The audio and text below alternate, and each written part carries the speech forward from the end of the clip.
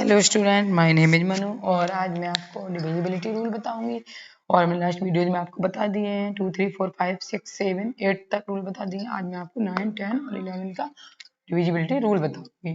तो 9 के divisibility rule क्या होता है? 99 के डिविजिबिलिटी रूल ये है, ये नंबर हमने लिख दिया, ये नंबर लिख दिया है 3 का रूल। हमने 3 का डिविजिबिलिटी रूल क्या बताया था कि ये जो डिजिट्स है उसका सम कर लो, सम करके जो आंसर आए अगर वो 3 से डिविजिबल है तो वो पूरा नंबर भी 3 से डिविजिबल होगा। वही सेम रूल इसके लिए होता है 9 के लिए। 9 का रूल ये थोड़ा सा चेंज आता है, वो चेंज ये है कि इन डिजिट्स का सम करके जो आंसर आए, जैसे इनका ये सम करेंगे तो कितना आया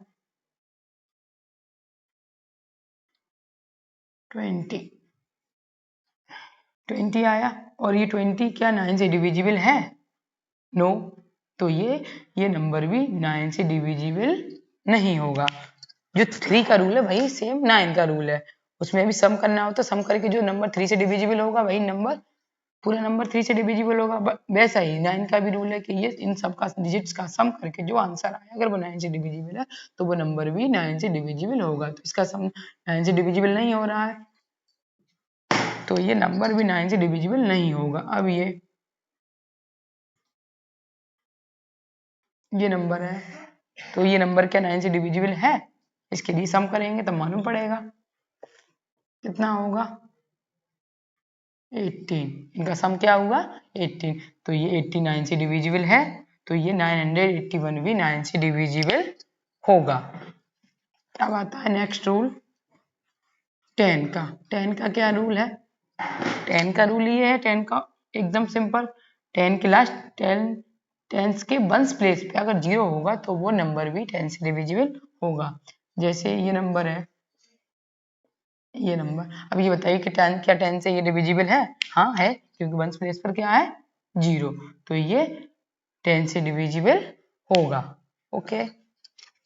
और अगर यहाँ पर ये होता 8 तो क्या ये 10 से डिविजिबल होता? नहीं होता, क्योंकि यहाँ पर वंस प्लेस पर क्या है 8 और यहाँ होना क्या चाहिए 0, तभी 10 से डिविजिबल होगा। अब है नेक्स्ट रूल 11 का। 11 का रूल ये नंबर हमें बताना है कि ये 11 से डिविजिबल है या नहीं। 11 का डिविजिबिलिटी रूल ये होता है, ये है कि इवन प्लेस को ऐड कर दो और ऑड प्लेस को ऐड कर दो। इवन प्लेस पे जो नंबर है, इवन प्लेस पर कौन सा है 2 नंबर, और ऑड प्लेस पर क्या है, जैसे इवन और ऑड क्या होता है वो भी समझा रहे हैं आपको। जैसे कि ये फर्स्ट नंबर पर है एक पहले, ये दूसरे, ये तीसरे नंबर पर है। तो इवन नंबर आप जानते हो और ऑड नंबर भी जानते हो आप, तो वही इवन और इवन प्लेस पर जो नंबर है उनको ऐड करो। तो इवन प्लेस पर कितना है ओनली 2, अब ऑड प्लेस पर कितना है ये 1 और ये 1, तो कितना होगा 2।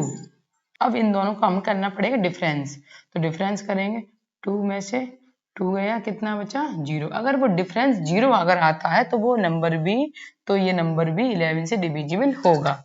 एक बार फिर बताते हैं आपको, इवन प्लेस वाला इवन प्लेस के जो है उन्हें उन्हें सम कर दो, उनका ऐड कर दो, और ऑड प्लेस पर है उनका सम कर दो। उन दोनों का सम करके जो आंसर आए उनका डिफरेंस करना करके अगर 0 आता है तो वो नंबर 11 से डिविजिबल होगा। तो वो आ गया 0, तो ये 121 11 से डिविजिबल है। अब जैसे नेक्स्ट और कोई नंबर है वो चेक करते हैं, दूसरा नंबर। अब दूसरा नंबर लिख के चेक करते हैं कि वो डिविजिबल है या नहीं। अब ये बताते हैं, ये ऑड नंबर पर कितना है, ऑड नंबर पर ये कितना हुआ इन दोनों का सम 6, और इन इवन नंबर पर है इनका भी कितना होगा 6, 2 और 4 6 और 3 और 3, तो इन दोनों का डिफरेंस किया, 6 में 6 गया, कितना बचा 0। तो मीन्स ये 3234 भी 11 से डिविजिबल है। ओके, तो आपको ये समझ में आया होगा ये रूल सभी के। 9 से डिविजिबल होने का रूल भी 10 से भी और 11 से। एक बार फिर रिपीट करते हैं, 9 से डिविजिबल होने का रूल ये है कि जो भी नंबर है उन सब के डिजिट्स का सम अगर वो 9 से डिविजिबल है तो वो नंबर भी 9 से डिविजिबल होगा। और 10 का क्या रूल है? 10 का ये रूल है कि वंस प्लेस पर अगर 0 नंबर होगा तो वो नंबर भी 10 से डिविजिबल होगा। और 11 का ये है कि ऑड प्लेस पे जो डिजिट्स हैं उनका सम करो और इवन प्लेस पर जो डिजिट्स हैं उनका सम करो, और उन दोनों का डिफरेंस करके अगर आंसर 0 आ रहा है तो वो नंबर 11 से डिविजिबल होगा। ओके, आई होप आपको ये डिविजिबिलिटी रूल समझ में आए होंगे। और ये हमें बताइए कमेंट बॉक्स में जाके, इसका आंसर हमें दीजिए कि ये नंबर किससे डिविजिबल है।